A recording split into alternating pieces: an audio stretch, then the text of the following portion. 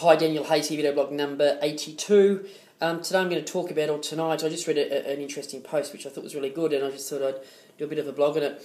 When is the right time to put on a PA? It just depends. I think when you come into real estate, I think, and I'm pretty opinionated on this, and I'm just going to be really frank about it. Most people come into sales and they think they can do it. And I'm not knocking people for doing this, but they think they can come in and, you know, they might be 30 years old, 35, they might have a sales background, and it is a bit of a shock. I mean, real estate is super competitive. I mean, you know, you've really got to have all your I's dotted and your T's crossed. You know, you say something wrong at a listing presentation, your presentation's wrong.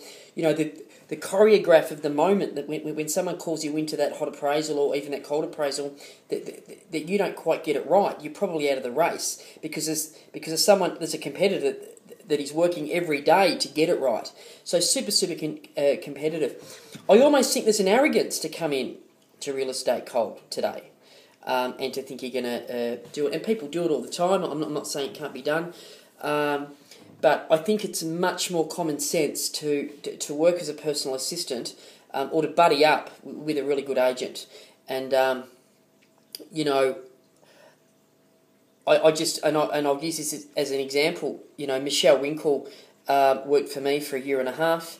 And she could have gone out on her own at maybe the 6-month part, but she sucked it up a bit, worked with me, and then when she did eventually go onto the sales team, you know, I think her first year she wrote about 700, and year 3 for her, between year 3 and 4, she wrote 1.125, and the rest is history. And a lot of my guys have come through: Sarah Bard, Olivia Taravello, Felicity Phillips. Who else is on the sales team? A couple of guys that have come through. They no longer work for me, that they work at other agencies. But, you know, a lot of our guys have come through working for one of the senior guys. And, you know, the way I run a PA, and you know, this is you know, there'll be a lot of commentary on how to run a PA, and I don't want to get into it because I can't be bothered. But the way that I run a PA is, or when I was selling, is basically is to put them in the deep end straight away. And, you know, people waste so much time and, my PA's not ready to list and sell yet, my PA's not ready. I love this chestnut, they look too young. You know, well, if your PA looks too young, get rid of them and get an old one. You know, I mean, you know, so salespeople have many excuses of why their PAs don't step up or why they shouldn't get one, but generally it's them and it's their mindset. And, you know, so, you know, it's been instrumental in our business that we have a lot of PAs, we bring them through, and we try and get them to list and sell straight away. You know, no mucking around. You know, all this admin stuff that as salespeople we make up and we think, we'll get them to do the admin work. If you really want to get honest about the admin work, when you put a sale together, it takes about 90 seconds. Then you exchange it. You do an ad copy. You know, I can write an ad copy in under 5 minutes.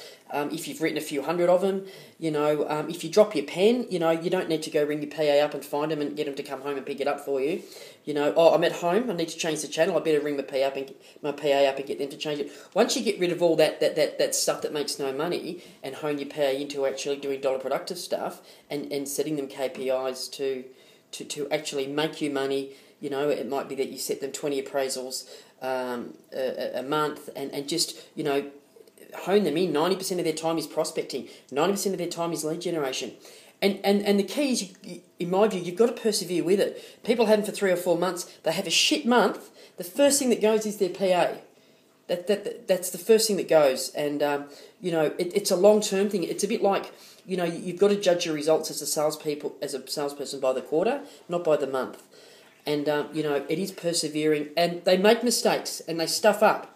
You know, and sometimes deals go a bit skew-if. And you learn because you have to relinquish some of the, you know, if you're like me, you're a control freak, you have to relinquish some of that control if you want to grow.